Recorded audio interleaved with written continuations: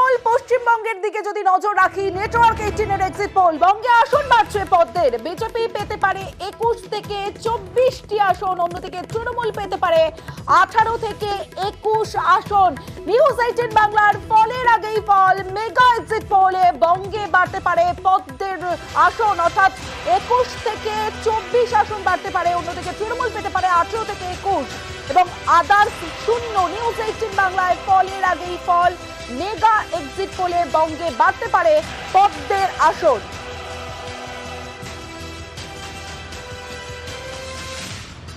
এবার গ্রাফিক্যালি একটা বিষয় দেখাবো আপনাদের।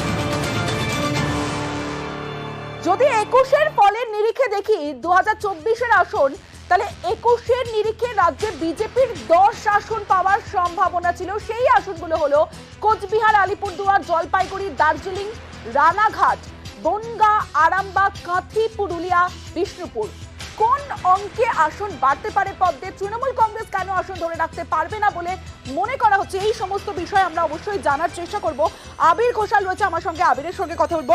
আবির, 21-এর পরে কেন নিজের জমি ধরে রাখতে পারলো না তৃণমূল, যদি সম্ভাব্য এই এক্সিট পোল হয়? দেখো, 2019-এ হচ্ছে উত্তরবঙ্গ এবং জঙ্গলমহলে তৃণমূল কংগ্রেসের যে আসন ছিল সেই আসনের ভোট তৃণমূল কংগ্রেস হারায়। 2021-এ দেখতে পাওয়া গিয়েছিল সেটা যে জঙ্গলমহলের যে ভোট সেটা তৃণমূল কংগ্রেস নিজেদের পক্ষে কার্যত কিছুটা হলেও ফিরিয়ে আনতে পারলেও উত্তরবঙ্গে সে অর্থে ফিরিয়ে আনতে পারা যায়নি।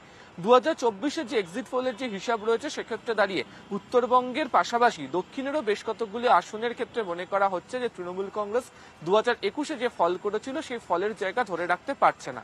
এর কারণ মনে করছেন অনেকে রাজনৈতিক বিশ্লেষকরা দুটো দিক থেকে। এক, সেটা হচ্ছে যে বিভিন্ন সময় যে দুর্নীতির যে অভিযোগ উঠেছে সেটির ক্ষেত্রে দাঁড়িয়ে যারা নতুন ভোটার যারা রয়েছেন তারা সেক্ষেত্রে দাঁড়িয়ে কোথাও কি মুখ ফেরাচ্ছেন। আর দ্বিতীয়ত হচ্ছে উত্তরবঙ্গের ক্ষেত্রে তৃণমূল কংগ্রেস 2021-এও সে অর্থে ভালো ফল করতে পারেনি।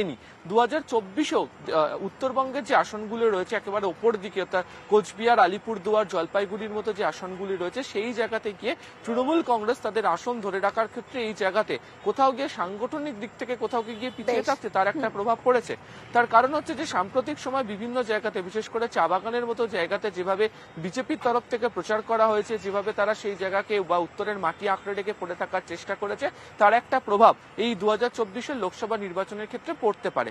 তবে দক্ষিণের ক্ষেত্রে বেশ কতগুলো আসনের ক্ষেত্রে কোথাও গিয়ে সন্দেশখালীর মতো ঘটনা, কোথাও গিয়ে দুর্নীতির যে বিষয় সেটা বোধহয় হচ্ছে নির্বাচনের ক্ষেত্রে একটি প্রভাবের জায়গা হতে পারে। ফলে সেই কারণেই যে এক্সিট পোলের এই সম্ভাব্য ফলই যদি হয়, সে কারণে 2021-এ তৃণমূল কংগ্রেস যে সংখ্যক বিধানসভা বা যে শতাংশ ভোট নিয়ে তারা ছিল 2024-এর ক্ষেত্রে সেই অঙ্কে দাঁড়িয়ে সেটি হারাতে পারে কতগুলি আসন, তার উপরই নির্ভরশীল হয়ে থাকবে বলে মনে করছেন রাজনৈতিক বিশ্লেষকরা।